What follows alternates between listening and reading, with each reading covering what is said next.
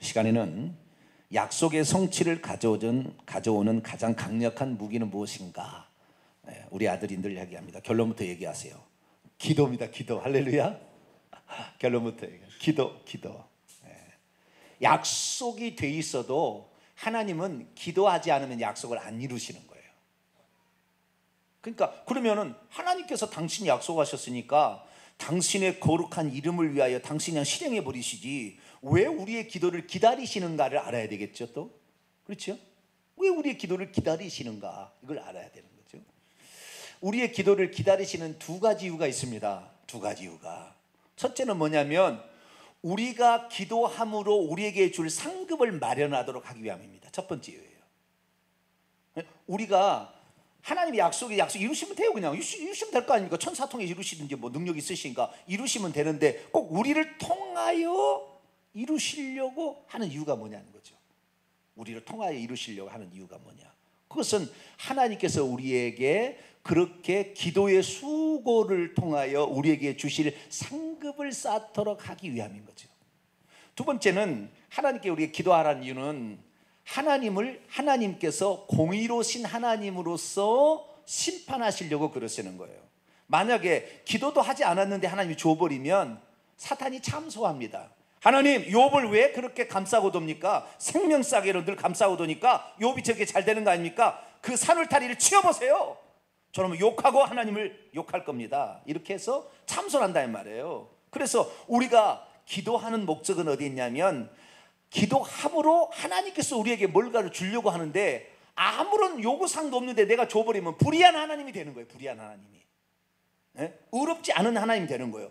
그래서 우리는 구하여야 될 줄로 믿습니다. 구해야 되는 거, 구해야 되는 거. 그런데 우리가 뭘 구해야 되느냐? 오늘 낮에 우리가 이 말씀을 드렸는데요.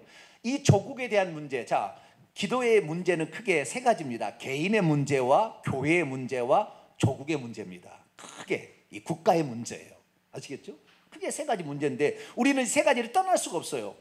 이 사회주의하고 민주주의, 자본주의라고 할까요? 자본주의가 공산주의하고 민주주의가 있다고 한다면 이것의 가장 큰 차이점은 어디에 있냐면 집단을 중심으로 모든 것을 풀어가는 것은 공산주의 사회주의고 자본주의나 자유민주주의는 개인을 중심으로 풀어간다는 거예요.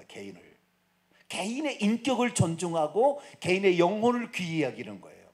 개인을 아주 중요하게 여기는 거예요. 개인을 중요하게 여기는. 자, 우리가 믿음 생활 아무리 잘해도 내가 믿음 생활 잘했다고 내 자식 천국 갑니까?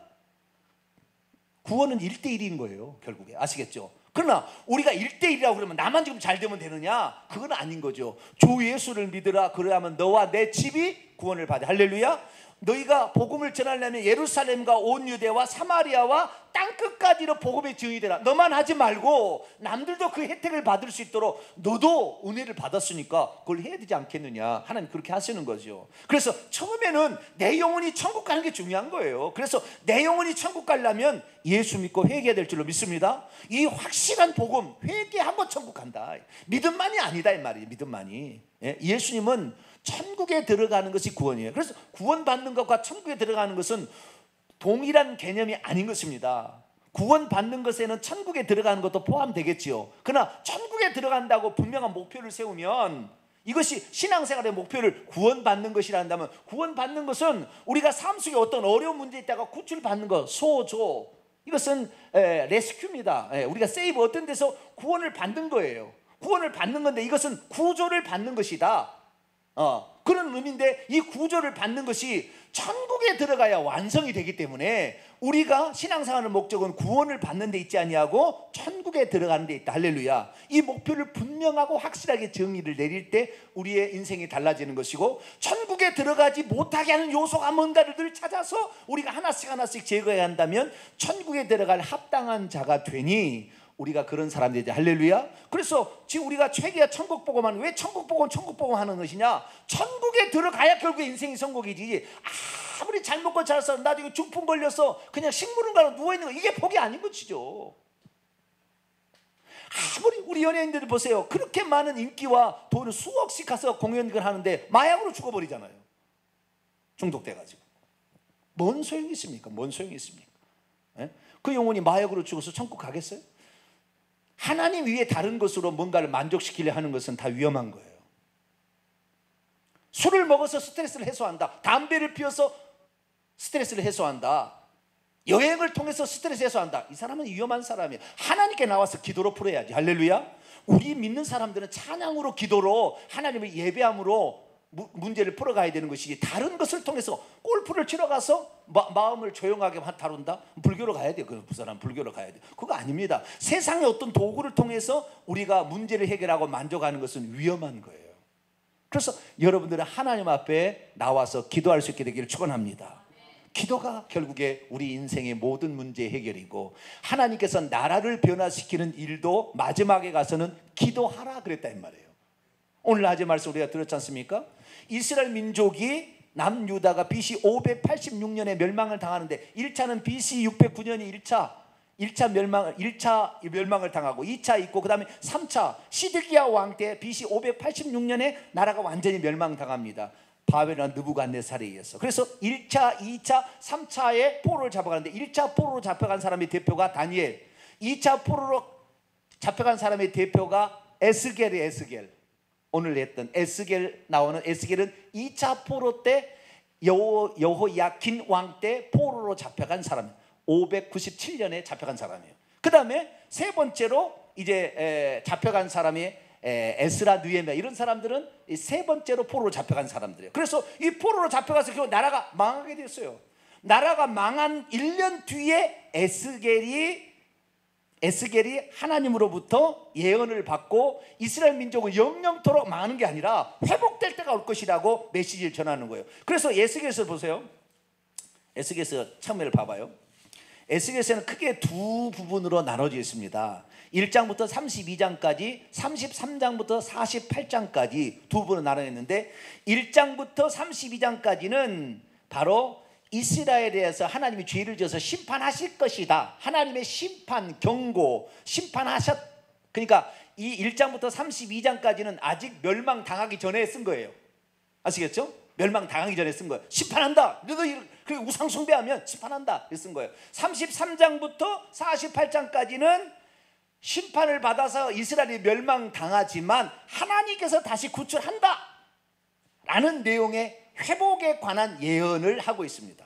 그래서 이 회복에 관한 예언은 바로 이 바벨론 포로로 잡혀간 그 다음 해에 썼던 것으로 이렇게 추정이 됩니다. 그래서 오늘 읽었던 에스겔서 36장은 회복에 관한 말씀입니다. 아직 회복되는 것은 한참 멀었어요. 1년 지났으니까 몇 년 남았어요? 69년 남은 거예요. 69년 뒤에 이루어질 사실을 하나님은 모든 인류의 역사의 알파 오메가, 시작과 마침, 처음과 나중이니까 하나님은 역사를 아시고 미리 한 거예요. 그래서 하나님께서 우리를, 이스라엘 민족을 회복을 시키는데, 왜 회복을 시키느냐? 이스라엘 민족이 어려워서? 무슨 바벨론 포로 잡혀가서 회개를 많이 해서? 그것도 아니에요. 민족에 관한, 개인은 회개를 통해서 다 돼요. 여러분, 민족과 집단, 민족과 그룹, 민족과 개인은 차이가 있습니다. 단체를 하나님이, 공동체, 민족을 심판하실 때는 개인의 믿음 좋고 나쁨이 상관없어요. 다 같이 그냥 다 심판받는 거예요. 개인은 그러지 않습니다. 개인은 그 사람의 믿음에 따라서 하나님 결정하지만, 하나님이 민족 공동체를 심판할 때는 신앙이 있는 사람 없는 사람 다 핍박을 주는 거예요. 쉽게 말해서 북한이 공산화될 때, 기독교가 무너져갈 때 믿음이 없는, 주기철 목사 같은 사람이 없었을까요? 있었죠. 그래도 다 죽임을 당하는 거예요. 왜? 하나님이 심판할 때, 민족을 심판할 때는 같이 심판하지, 개인이 믿음이 좋다고 그 사람은 특별 대우를 하는 게 없어요. 그러니까 우리가 기도해야 될 게 뭐냐면, 내 영혼을 위해서 내가 천국 가기 위해서 기도를 해야 되겠지만, 우리 민족을 위해서도 기도해야 되고, 우리 민족이 망해버리면 예외 없이 나도 죽는 거예요. 나라고 예외되지 않는다는 거예요. 그러니까 우리가 개인이 속해 있지만 민족을 위해서 기도하고 민족을 위해서 예를 써야 되는 것은, 그 민족을 심판할 때는 예외 없이 다치니까, 믿음이 좋다고 그 심판에서 면제해주고 믿음이 나쁘다고 치는 게 아니에요. 다 쳐버리는 거예요. 다 쳐버리는 거예요. 그러니까 민족의 장래를 위해서 기도할 수 있게 되기를 축원합니다. 자, 그러면 우리 낮에 드린 거 간단히 복습하고 조금 넘어가도록 하죠. 자, 하나님께서 이스라엘 민족을 회복시켜 준 세 가지 이유가 있었어요. 회복시켜 주시겠다고 약속한 세 가지 이유가 있어요. 첫 번째는 뭐냐면 하나님의 이름 때문에. 자, 에스겔 36장입니다. 22절로 22절 들어가기 전에 참 재미난 이야기가 있어요. 20절에서 21절을 한번 읽어봅시다. 20절에서 21절 시작. 그들이 이른바 그 여러 나라에서 내 거룩한 이름이 그들로 말미암아 더러워졌나니 곧 사람들이 그들을 가리켜 이르기를 이들은 여호와의 백성이라도 여호와의 땅에서 떠난 자라 하였음이라. 그러나 이스라엘 족속이 들어간 그 여러 나라에서 더럽힌 내 거룩한 이름을 내가 아꼈노라. 자, 하나님의 이름은 하나님이 아낀다고 이렇게 말하고 있는데요, 이거 뭐냐면 이 바벨론 사람들이 여호와의 백성이라도 하나님께서 쳐서 이렇게 멸망시키는구나 라는 생각을 함으로 이렇게 하나님께서 당신의 백성을 버린 것처럼 이렇게 이방인들은 생각하는 거예요. 아시겠죠? 저 씨는 참 무능하네, 자기 백성들을 버려, 조롱을 하는 거잖아요. 조롱을. 그러니까 이 바벨론의 이 3차 포로로 잡혀가서 이스라엘이 멸망당하니까 남유다의 신은 무능하네, 자기 백성도 보호를 못하고 쳐내버려, 에이 저런 책임감 없는 신이 다 있어 라고 얘기하는 것을 보고 하나님이 어떻게 봤냐, 나의 이름을 더럽혔다라고 얘기하는 거예요. 누가요? 이스라엘 민족이 죄지어서도 더럽혔지만 또한 이방 제국도 그렇게 함으로 하나님의 이름을 능멸한다는 거예요. 근데 하나님은 당신의 이름을 능멸히 여기는 것을 참지 못합니다. 그래서 이 출애굽기 보게 되면은 하나님께서 여호와의 이름을 알게 하리라 라고 얘기하는데 두 번 얘기하는 거예요. 두 종류 얘기해요. 이스라엘 백성에게 여호와가 누군지를 알게 하겠다는 것이고, 또 하나는 바로 왕에게도 여호와가 누군지를 알게 하겠다는 거예요. 이스라엘 민족의 포로가 아니라 애굽에 들어가서 430년 종살이 하다가 하나님을 잊어버렸어요. 그래서 하나님이 누군지 몰라, 여호와가 누군지를 몰라. 그래서 이 사건을 통하여 10가지 재앙을 내림으로 전능하신 그분이 구원자이시구나 라는 사실을 이스라엘 백성들로 알게 하기 위해서 출애굽을 시킨다 이 말이에요. 출애굽시킨 목적이 뿐만 아니라 바로로 하여금 내가 누군지를 알게 하리라. 바로 자기가 이 애굽의 그들의 태양신이잖아. 라 최고다 뭐 이렇게 얘기하는데, 그 최고가 아니라는 것을 알게 하기 위해서 하나님이 그 애굽에서 신이라고 섬기고 있는 개구리 무슨 모든 이런 재앙들, 파리 이런 다 재앙, 이런 그 신들이잖아요. 이 다실론이니까 이런 신들, 특별히 최고의 신이 라 태양신인데 태양신까지 싹, 그래서 흑암 재앙을 집어넣는 거예요. 거기에 왜? 하나님께서 태양도 주관하시는 분이, 할렐루야. 그렇게 넣어서 그래서 이 성경을 보게 되면은요, 이 애굽을 치는데 애굽의 신들을 쳤다고 나와요. 자, 출애굽기 12장을 볼까요?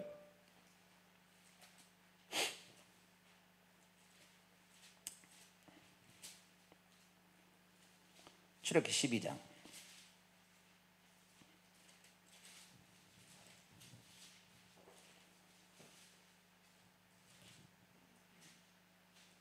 출애굽기 12장. 어디가 나오냐요? 신들을 쳤다고 나오는데.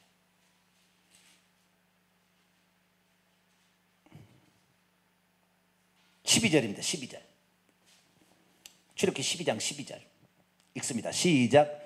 내가 그 밤에 애굽 땅을 두루다니며 사람이나 짐승을 막론하고 애굽 땅에 있는 모든 처음 난 것을 다 치고 애굽의 신들을 내가 심판하리라. 나는 여호와라. 그게 10가지 재앙은 뭐예요? 애굽 사람들이 자기의 신이라고 섬기고 있는 것을, 나일강을 신이라고 섬겨 풍요의 신으로 섬기고 있을 때 나일강을 피바다를 만드는 거예요. 태양신을 자기의 신으로 섬기니까 흑암의 재앙을 내린 거예요. 아시겠죠? 네. 그래서 이 애굽에 내린 10가지 재앙은 하나님이 누군지를 애굽 백성과 바로로 하여금 알게 하기 위함도 있다는 거예요. 마찬가지입니다. 이스라엘 민족을 포로대에서 지금 수만 명이 끌려와서 포로 생활을 하고 있어요. 1년 됐어요. 이들을 다시 돌려주는 이유는 돌아가서 다시 나라를 세우고 살게 하는 것은 뭐냐면, 요 포로민도 하나님이 최고라는 것을 알게 할 뿐만 아니라 바벨론이 하나님을 능멸하지 못하도록, 입을 닫아버리게 하도록, 하나님 앞에 범죄했음을 자백할 수 있도록 바벨론을 때려버리는 거예요. 그래서 하나님의 이름이, 하나님만이 온 우주의 주인이시오 왕이신 것을 모든 사람이 알게 하기 위함입니다. 그러니까요, 우리가 기도할 때, 민족을 위해서 기도할 때는 하나님만이 온 우주 마음을, 저 북한의 김정은이가 북한 백성을 먹여 살리는 것이 아니라 전능하신 하나님이 북한의 백성들 2600만 명의 백성들을 먹여 살릴 수 있는 전능자임을 알게 하기 위해서 이 일을 이루시옵소서 라고 기도할 수 있게 되기를 축원합니다. 네, 그렇게 기도해야 되는 거예요. 그래서 이 우리 문재인 정부가 이번에 잘했잖아요. 통일의 물꼬를 열었잖아요. 이거 이전에 정부가 할 수 있었을까요? 나는 어렵다고 봐요. 문재인 정부가 되니까 이렇게 지금 열었다고 봐요. 얼마나 중요한 일을 한지 몰라요. 급격하게 바뀐 거잖아요. 지금 급격하게. 그런데 문재인 정부가 다 했다고 보지는 않습니다. 하나님의 섭리와 역사 가운데 문재인 정부가 그 일을 하고 있다고 봅니다. 할렐루야. 그래, 그 마무리는 뭐냐? 가장 지금 심각한 건 뭐냐면, 만약에 우리가 북한하고 우리나라가 있는데 평화협정을 맺어서 종전이라는 협정을 만약에 얻어낸다. 미국의 트럼프가 종전이란, 지금 휴전인데 종전이라는 것을 얻어낸다고 한다면, 남한은 종전을 얻어낼 때 두 가지로 돼요. 종전선언과 더불어 비핵화라는 거잖아요. 북한의 비핵화, 한반도의 비핵화, 여러 가지 지금 얘기하고 있는데, 좌우지간 한반도든 북한이든 간에 비핵화가 되면서 종전을 이끌어내면 우리 남한은 평화가 오는 겁니다. 그렇잖아요. 종전, 더 이상 전쟁 안 해도 되잖아요. 적국이 아니잖아요. 자유왕래가 되는 거예요. 왜 북한을 우리가 못 갑니까? 전 세계 가운데 못 가는 나라는 단 한 나라밖에 없어. 북한밖에 없어요. 왜? 적국이니까. 전 세계 모든 국가가 우리하고 다 수교를 맺었지만 북한만 수교를 못 맺어요. 왜? 적국이니까. 우리의 주적은 북한이니까.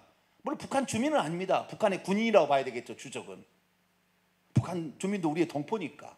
그런데 북한은 우리의 주적이에요. 그러니까 수교가 안 맺어서 그냥 못 들어가는 건 불법이 되는 거예요. 불법이. 이번에 그 대통령이 이렇게 내려라, 그러니까 김정은이가 내려왔다가 다시 또 우리가 또 가봅시다 그래가지고 손잡고 이렇게 갔다가 다시 이렇게 오니까 뭐요? 어떤 사람이 왜 불법을 저질렀대. 대통령이 허가 없이 어떻게 여기 있다 북한 땅을 갔냐고 그러더라고.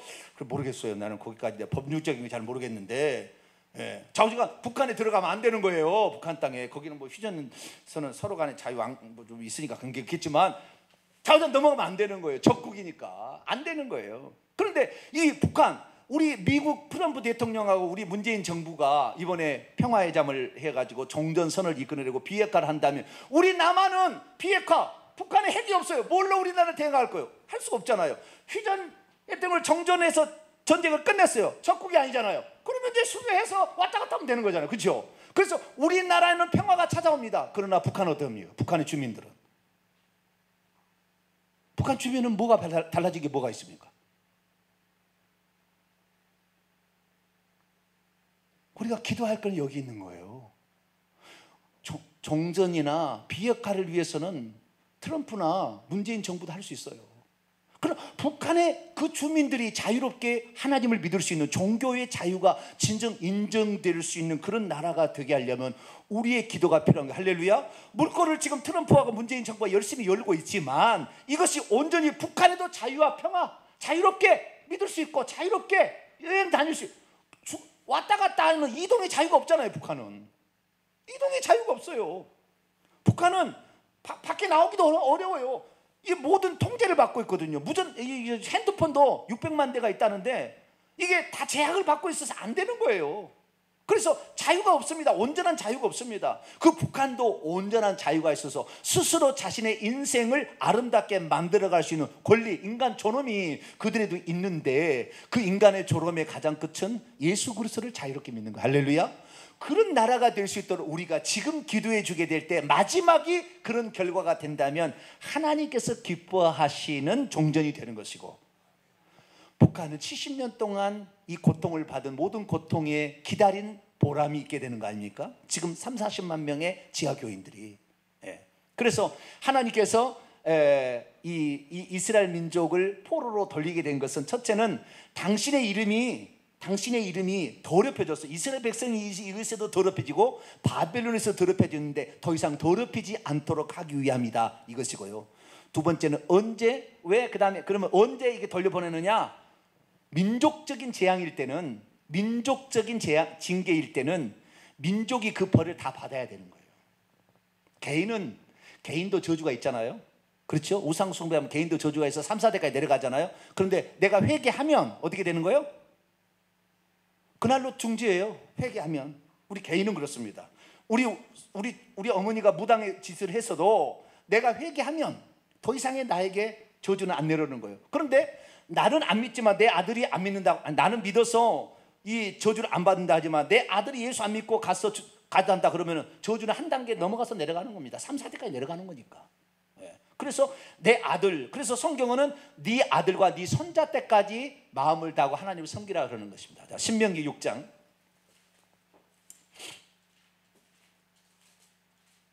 신명기 6장 1절과 2절 읽습니다. 신명기 6장 1절과 2절 읽습니다. 시작.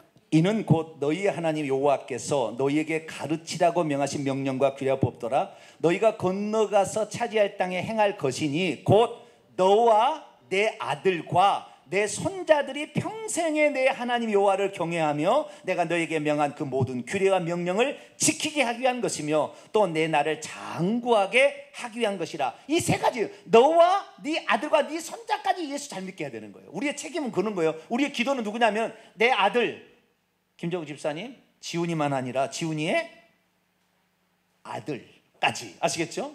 여기까지 복을 받게 해달라고 기도하라 이 말이에요. 기도하라. 네? 나는 천국 가겠죠. 나 예수 믿으니까, 회개하니까. 개인은 관계없어요. 그런데 단체를 하나님 벌 주실 때는 예외 없이 다 죽인다니까요. 그러니까 그때 그런 예외 없이 다 죽일 때 신앙을 가지고 있는 사람만 천국 갈 거 아닙니까? 단체로 죽여버리면. 예? 그러니까 북한이 공산화가 되면서 수많은 사람이 죽임을 당했지만 다 천국 갈 수 있는 엄청난 기회가 주어진 거예요. 우리 남한 사람보다 더 많이 천국 갔을 거예요. 왜? 신앙을 지키니까 그때는. 예.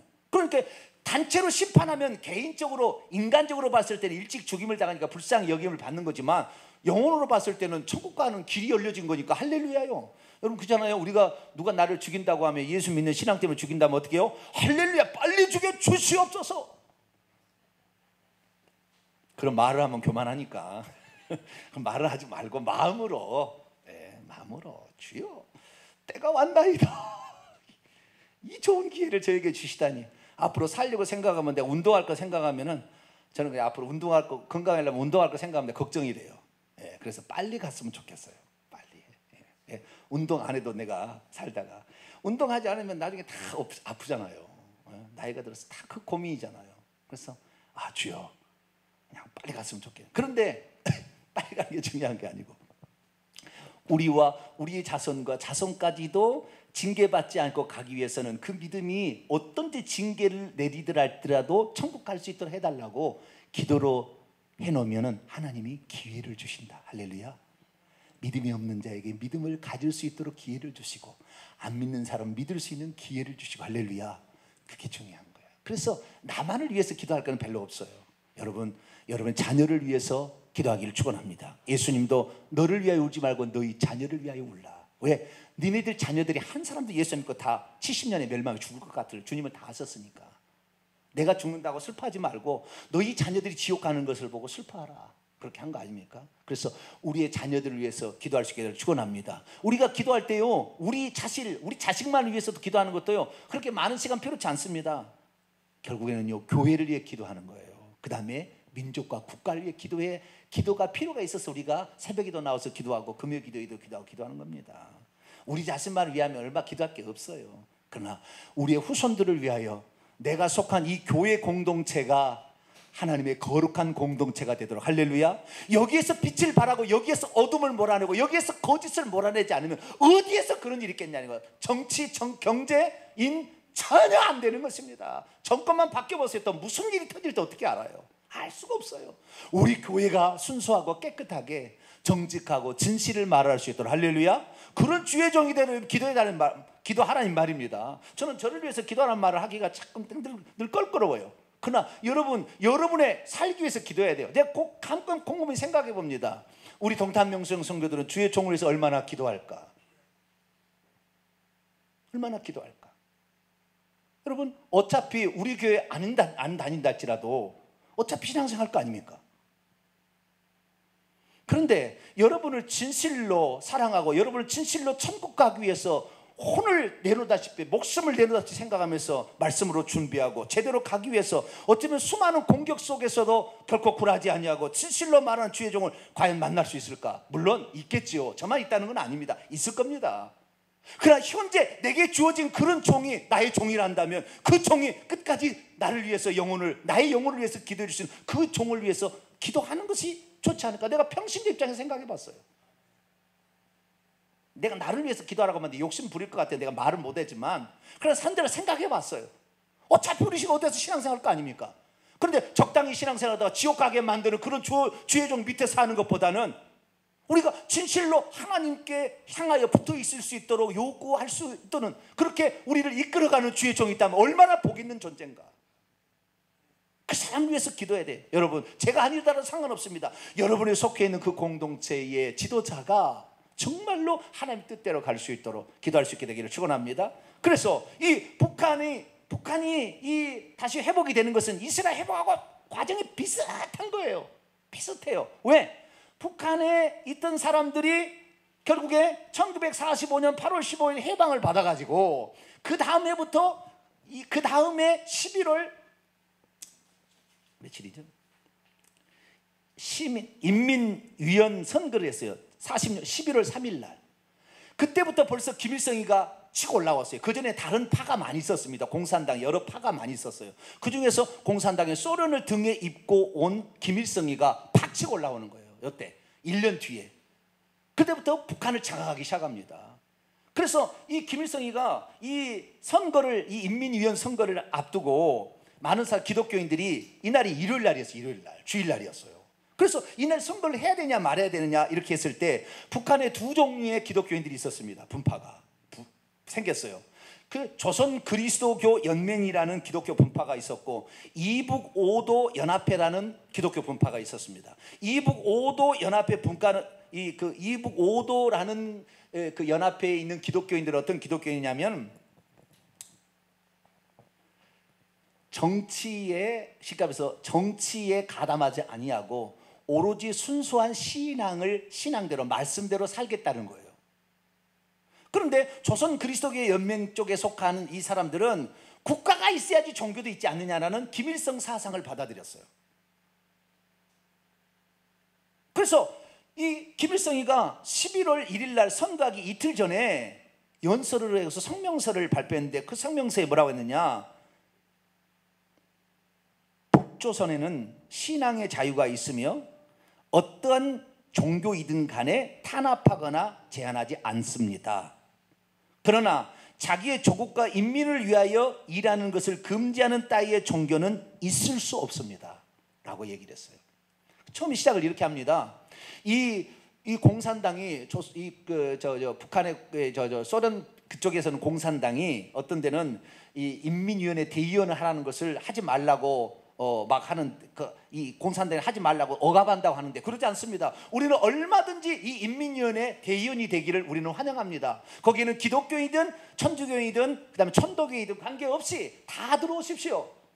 그러나 국가와 민족을 위하여 이 종교가 희생하지 않는다는 그 종교는 있을 수 없는 종교입니다 라고 얘기를 해버리는 거예요. 그래서 이때부터 우리가 김일성이가 저것이 결국에 자기의 공산당이라는 이론을 이끌고 와서 자기 마음대로 모든 것을 하려고 한다는 걸 알아버렸어요, 기독교인들이. 그래서 이북 오도민이 조선 그리스도교 연맹에 우리는 가입하지 않고 우리는 신앙의 정조를 지켜가면서 하겠습니다. 꼭 일제시대 똑같은 거예요. 일제 신사 참배에 찬성하는 목회자가 있고 주기철 목사님처럼 끝까지 우리는 성경대로 믿겠다는 그런 분파가 있었는데 이북 오도의 이 연합회는 그것을 반대한 거예요. 우리는 국가를 위해서 희생하는 거 물론 국가를 사랑하고 아끼는 거지만 그러나 우리의 신앙과 배치된 것을 요구하는 국가에 대해서는 복종할 수 없다. 그러니까 그때부터 이를 갈기 시작해요, 김일성이가. 그래서 그때부터 다 죽이기 시작한 거예요. 그래서 1948년 우리나라가 나라를 세우고 그 다음에 그 조선인민민주주의공화국을 1948년 9월 9일 날 북한이 세우잖아요. 한 달 좀 더 기간으로 북한도 세웁니다. 그 세운 다음부터는 기독교인들을 전부 잡아들이고 교회를 폐쇄하기 시작한 거예요. 그래서 6.25 동란을 이제 일으키게 되는데 그건 뭐냐면은 남한에도 공산당 세력이 있어요. 조선노동당이라고 박헌영 중심으로. 그런데 박헌영이가 자꾸 왔다 갔다 그때는 아직 왔다 갔다 할 수 있는 시대잖아요. 왔다 갔다 하면서 남한의 조선노동당에 찬성하는 이 조선노동당이 뭐냐면은요 이거예요. 핵심이 일제 시대에 지주들이 있어가지고 모든 토지를 가지고 있는데 이 토지를 개혁을 해서 이 지주들을 없애고 이 토지를 국가가 공산당이 소유해서 누구든지 협동 생산 협동할 수 있는 그런 새로운 세계를 만드는데 찬성하는 사람이 공산당인 거예요.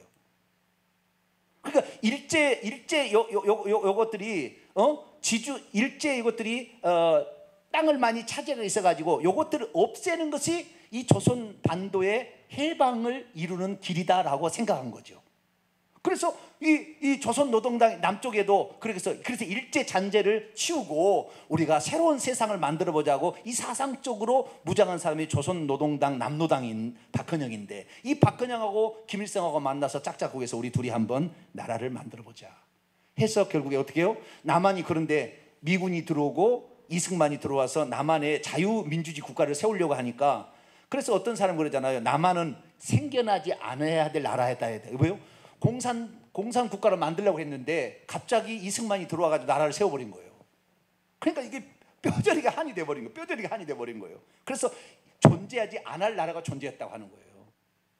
그래서 존재하지 않을 나라는 없애서 통일해야 되겠다. 그러면 우리를 찬성한 사람이 얼마나 되느냐? 박헌영한테 물어보니까 박헌영이가 각 마을에 돌아다니면서 이장들에게 자, 공산당 조선 너희들의 모든 토지가 다 국가의 소유돼서 너희들에게 다 공평하게 나눠준다. 다 찬성했죠. 그러니까 당장 그렇게 되니까 찬성의 도장을 찍었는데 그 도장을 마루자대에 싣고 담고 북한에 가서 김일성이 줬습니다. 3일이면 통일됩니다. 지금 남한이 이 공산당 이런 세계를 만들기 위해서 준비하고 있습니다. 얘기를 한 거예요. 그러니까 김일성이가 그래?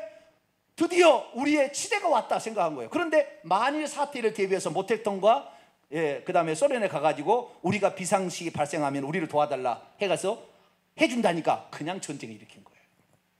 그것이 6.25 동란입니다. 그래서 6.25 동란으로 저 밑에까지 저기 낙동강까지 다 치밀로 내려간 거 아닙니까? 부산하고 이 낙동강만 남은 거예요. 다 먹어버린 거예요. 전라남도 이쪽에서는 날마다 공산당 피켓 들고 환영한다고 찬성을 해요. 왜? 조선 노동당이 셌거든요. 막 이렇게 막 했던 거예요. 그런데 어쨌든 이렇게 남아 있었는데 결국에 하나님의 은혜로 메가더 당군이 인천 상륙작전을 통하여 허리를 끊어가지고 그래서 북한에 내려왔다 못 올라간 사람도 있고 남도당도 있어서 이쪽 세력이 많이 남았고 그런데 어쨌든 끊어져가지고 결국 있다가 이 사람도 소탕하게 되고 이 사람은 산으로 올라가게 되고 북한을 쳐들어 올라가서 저 압록강까지 치고 올라간 거 아니에요. 치고 올라갈 때 이 기독교인들이 이북에 당시에 한국의 교회가 3,000개가 있었는데 북한에 2,000개, 2,096개, 남한에 1,000개가 있었어요. 그런데 이 3,000개 교회 가운데 주도적 역할은 어디에 있느냐? 다 북한 교회가 주도적 역할을 하고 있었어요. 그래서 모든 집회, 부흥회는 다 북한에서 했어요. 그리고 북한의 가장 핵심은 뭐냐면 북한은 장로교, 대한예수교 장로교가 최고였어요. 그때 당시에 이 교회 수를 조사한 결과가 있는데요.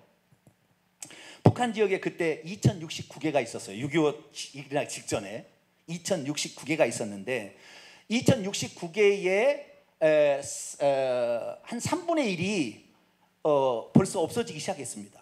그 1945년 이후에 공산당화 되면서 이렇게 없어지기 시작했어요. 많이 탄압을 해가지고. 근데 어쨌든 그 1950년 전쟁이 일어나기 직전에 2,069개의 교회가 있었는데 그 교회 가운데 장로교가 1,353개, 700개를 제외한 곳이 다 뭐요? 장로교가. 그 장로교 중에서도 평안북도에가 336개고 평안북도에 해당되는 평양에만 272개가 있었어요. 그러니까 장로교가 온통 평안북도를 장악하고 있는 그런 상태. 이북 5대 핵심은 평안북도 평양이었습니다. 여기서 장로교가 있었고요. 감리교는 421개, 성결교가 85개, 구세군이 82개, 일본 감리교가 57개, 침례교가 38개. 이제 생기다 말다 하는 것이고 장로교가 1,300개로 어마어마한 세력을 떨치고 있었죠. 이 남한이 왜 장로교가 이렇게 발달했느냐? 그들이 결국에 이제 전쟁이 나가지고 밀고 내려왔는데 어쩔 수 없이 북한에 있는 인민들도 어떻게 해요? 기독교인들도 전쟁에 참여할 수밖에 없었다고요. 예? 왜? 해방을 맞이하기 위해 해방을 한다니까 전쟁에 참여했는데 그 일화가 있잖아요. 어느 날 갔더니 이제 잡았어요. 포로로 잡았어요. 북한 인민군이. 그래서 딱 세워놓고 총을 쏠려고 그런다 이 말이에요. 그런데 이제 그 중에서 예수 믿는 인민군이 있은 거예요. 예수 믿는 인민군이. 야, 마지막 소원 하나 들을 테니까 얘기해봐. 그 중에 인민군들이 여러 있는데 그러니까 사람들마다 했을 거 아니에요? 한 사람이 저 찬송 하나 하고 주님께 가겠습니다. 아니, 그 마지막을 하겠습니다. 뭐 해봐. 그랬더니 내 주를 가까이 하게 하려면 십자가 짐 같은 고생이라. 내 일생 소원이 주 찬양하면서 더 가까이 나가라. 내려와! 내려와! 그래가지고 그 모가지를 끌고 가는 거예요. 그래서 저쪽 가서는 야, 나도 예수 믿는 사람이다. 빨리 가라. 그래서 살아나서 목사가 된 사람이 간증을 해요. 여러 제가 들었어요. 여러 그 얘기를. 그러니까 북한에도 당시에 그렇게 기독교인이 있었지만 어쩔 수 없이 나라가 전쟁을 일으키는데 가서 싸워야 될 거 아니에요. 나라를 위해서. 인민군들이 뭐 자기가 원해서 그랬을 겁니까? 나라를 위한 거니까 그렇게 한 거지요. 그래서 살아났다는 이런 얘기가 있잖아요. 그런데 어쨌든 이런 상황에서 모든 이 1946년에 11월 달에 인민위원을 선거해서 인민위원이 이때부터 될 때부터 공산화가 되기 시작했으니까 50년이 되기에 이게 3년 어간에 북한이 급속도로 공산화가 된 거예요. 사회주의가 돼간 거예요. 그러면서 기독교인들을 주일날 그 선거를 안 한다고 해서 기독교인을 핍박하기 시작해서 잡아가기 시작하고 죽이고 죽창으로 죽이고 뭐 이런 일을 계속 한 거죠.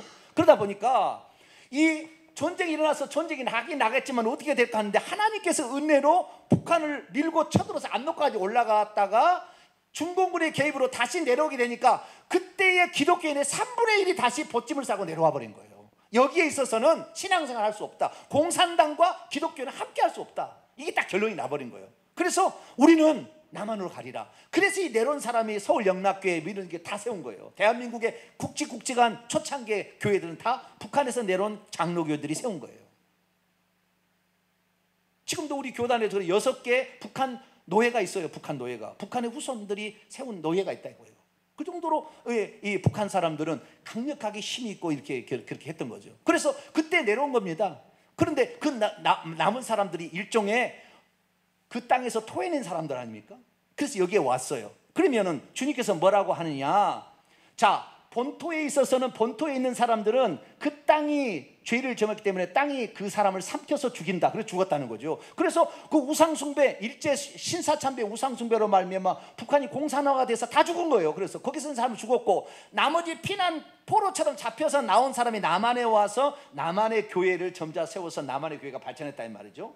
그러면 우리가 해야 될 일이 뭐냐? 너 남은 너희가 하나님께서 북한은 이미 그 피를 흘리고 그 죄값을 받아서 그 땅이 집어 삼켜서 죄값을 받게 하고 하나님은 이제 김정은이나 모든 공산정권이 세상의 주인이 아니라 하나님의 주인인 것을 드러나는 시기가 됐으면 너희들이 내려온 이 후손들이 뭐예요? 이 북한이 다시 하나님의 나라가 세워지고 북한의 교회가 세워지도록 너희들이 기도해야 될 것이 아니냐는 거예요. 오늘 본문 말씀은. 저는 직접적으로 북한하고 관련은 없습니다. 저처럼 국가 맨날 민족 얘기하는 사람 많지 않을 거예요. 기도할 때마다 국가와 민족을 위해서 기도합시다. 늘 제가 그렇잖아요. 근데 저는 뭐 북한에 내가 뭐 어디에 함에 뭐 천진에 어디에 내가 뭐 동포가 있는 게 없습니다. 저는 북한하고 아무 관련 없어요. 그러나 우리가 이 복음에 비친 자입니다. 그들이 남한에 와서 그렇게 눈물 뿌려 기도한 거예요. 그 새벽마다 그 사람들이 와서 왜? 남한의 사람은 자기 집과 땅이 있었지만 북한 사람 아무것도 없잖아요. 오직 기댈 수 있는 것은 하나님밖에 없었습니다. 그래서 교회 가서 그 찬찬 마룻바닥을 적셔가며 기도한 거예요. 주여 우리를 도와주시고 고국 땅에 다시 돌아갈 수 있도록 내 북한에 내 태어난 고향에 다시 돌아가서 거기서 마음껏 찬양하게 해달라고 그렇게 기도한 겁니다. 그래서 부지런히 살아서 북한 사람 부지런하잖아요. 물장수 어디 물장수처럼 열심히 산 거예요. 그래서 이 나라가 그들과 함께 북한에 내려오는 그들의 정말 진정 신앙이 있는 그런 사람들과 이 남한 사람이 합쳐서 이 대한민국이라는 나라를 건설한 겁니다. 그럼 이제 우리가 해야 될 일이 뭐냐? 피난 오는 그 사람들 하나님 말씀하지 않습니까? 너희들 바벨론의 포로로 잡혀온 것이 너희들이 뭐 때문에 그런 줄 아느냐? 다시 회복할 수 있도록 나에게 그래도 기도해야 될 것이다 요청한 거죠. 우리가 지금 해야 될 게 뭐냐? 기도할 일입니다. 할렐루야. 기도해야 하나님의 약속도 이루어진 것입니다. 자, 예레미야 29장 읽고 마치도록 합니다. 예레미야 29장 10절부터 13절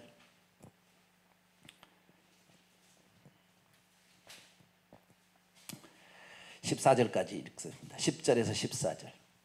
예레미야 29장 10절에서 14절까지 읽어보도록 하겠습니다. 시작. 여호와께서 이와 같이 말씀하시니라. 바벨론에서 70년이 차면 내가 너희를 돌보고 나의 선한 말을 너희에게 성취하여 너희를 이곳으로 돌아오게 하리라. 여호와의 말씀이니라. 너희를 향한 나의 생각은 내가 하나니 평안이요 재앙이 아니라. 지금 재앙을 받고 있죠. 아시겠죠? 예. 우상숭배란 말 재앙을 받고 있지만 이것은 평안이지 재앙이 아니라 오히려 너희에게 미래와 희망을 주는 것이니라. 너희는 내게 부르짖으며 내게 와서 기도하면 내가 너희의 기도를 들을 것이요 너희가 온 마음으로 나를 구하면 나를 찾을 것이요 나를 만나리라.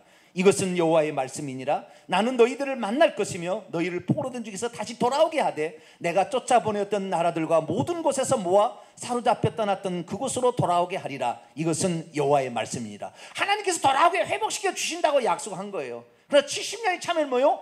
율법을 이루게 한 거예요. 모든 예언은 율법을 성취하게 한 겁니다.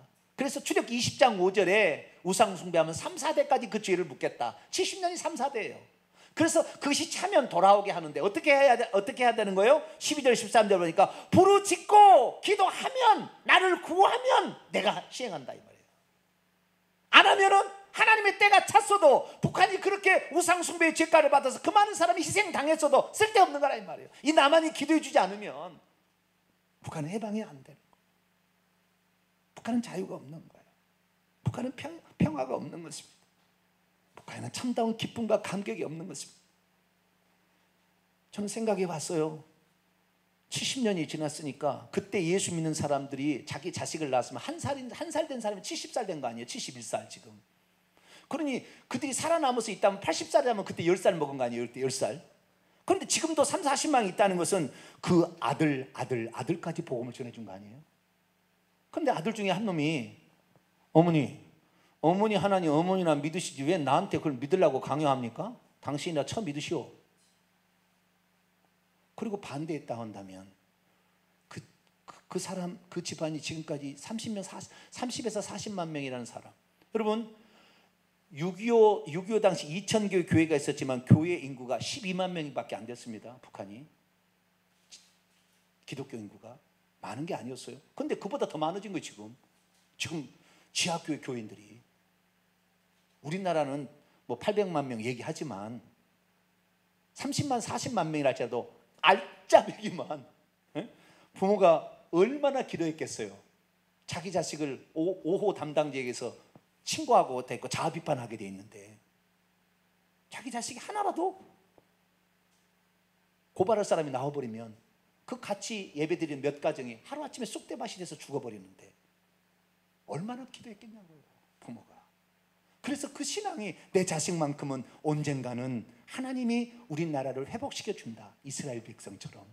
그것을 기다리고 기도해 왔는데 우리가 지금 이 순간에 기도해 주면 그것으로 말미암아 북한에도 자유롭게 예수 믿을 수 있는 때가 오는데 우리가 넉넉고 우리가 관심 없다고, 나는 북한에 안테놨다고, 나는 북한 사람이 아니라고, 우리 잘 먹고 잘 살고 너희는 가난해서 죽어버리라고, 그렇게 할 수는 없잖아요. 한 언어를 쓴 한 민족 아닙니까? 그분들이 기도해 준 기도 덕분에 우리가 지금 이렇게 나만이 잘 살게 된 거 아닙니까? 그러면 이제 우리가 빚을 갚아야죠. 빚을 갚아야지. 올해가 가장 중요한 해입니다. 문 앞에 와 있어요. 통일이 문 앞에 와 있어요. 하나님께서는 이 고레스 왕 이스라엘 민족을 해방시켰던 바빌론을 멸망시킨 바사 왕 고레스를 쓰신 것처럼 미국의 오바마가 아닌 트럼프를 대통령 당선시킨 것은 이때를 위함이 아니니까라는 말이 떠올라요. 그래서 하나님께서 이 세상에 단 두 사람이 예측 불허인 사람이 있잖아요. 김정은하고 트럼프래요. 예측 불허인 사람. 그런데 김정은이도 예측 불허했는데 트럼프를 만나더니 꼬리를 내렸어요. 이야, 대단한 사람이다. 그래서 지금 협상을 하는 거 아닙니까? 우리는 때가 지금 가까웠습니다. 우리가 북한을 위해서 기도해 준다면 하나님은 자자손손 이 남한을 복 주실 거야. 할렐루야. 네가 아른거라, 네가 살려준, 네가 일사후세 때 내가 그렇게 메가더를 시켜서 너희들을 남쪽으로 피난시켜서 너희들을 살려준 이유가 여기 있는지를 네가 비로소 아는구나. 그래야 우리의 존재 이유가 있는 거 아니겠습니까? 북한에 대해서 우리가 저도 혈액이나 뭐 지연이나 아무런 관련이 없지만 그래도 우리의 한 민족 지금까지 기다리며 회복되기를 기다리는 그들의 눈물을 닦아주려면 우리가 그들을 위해서 기도함으로 말미암아 기도의 빚을 갚게 되는 저와 여러분 되시기를 간절히 바랍니다. 거룩하신 하나님, 북한에 그렇게 많은 교회들이 세워졌고 주일 성수와